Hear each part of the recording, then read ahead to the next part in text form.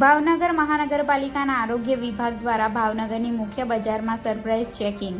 પવિત્ર શ્રાવણ માસ આવે તે પહેલા ભાવનગરના બજાર આંબા ચોક, ગોળ બજાર, એમજી રોડ, ઊંડી વખરમાં અખાદ્ય ફરાળી વસ્તુઓ અને મસાલાઓનું વેચાણ કરતી દુકાને જઈ આરોગ્યને હાનિ પહોંચાડતી વસ્તુઓના સેમ્પલ લઈ તપાસ કરી। જે વસ્તુના સેમ્પલના રિપોર્ટ ખરાબ આવતા તાત્કાલિક ધોરણે આરોગ્ય વિભાગ દ્વારા વસ્તુનો નાશ કરવામાં આવ્યો। Reporter Anwar Laxmidhar, Gujarat crime news, Bhavnagar.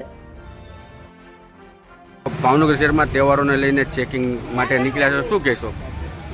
Bhavnagar મહાનગરપાલિકા આવનાર તહેવારોની સિઝનને ધ્યાનમાં રાખીને મહાનગરપાલિકા દ્વારા વેપારીઓ દ્વારા કોઈપણ પ્રકારની અખાદ્ય ચીજ ન વેચાય, એક્સપાયરીવાળી વસ્તુ ન વેચાય અને કોઈપણ પ્રકારની ભેળસેળ ન થાય એ માટે તકેદારીના ભાગરૂપે આજ રોજ સર્વેલન્સ ડ્રાઈવનું આયોજન કરવામાં આવ્યું છે।